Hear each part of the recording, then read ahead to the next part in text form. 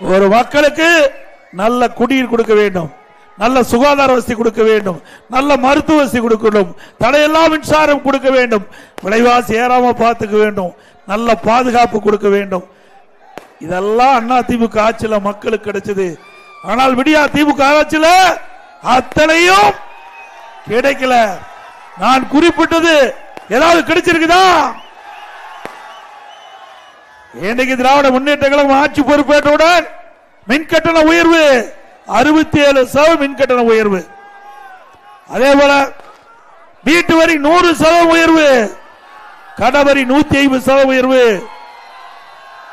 குடிநீர் வரி உயர்வு, குப்பைக்கும் வரி போட்ட ஒரே அரசாங்கம் திமுக அரசாங்கம்.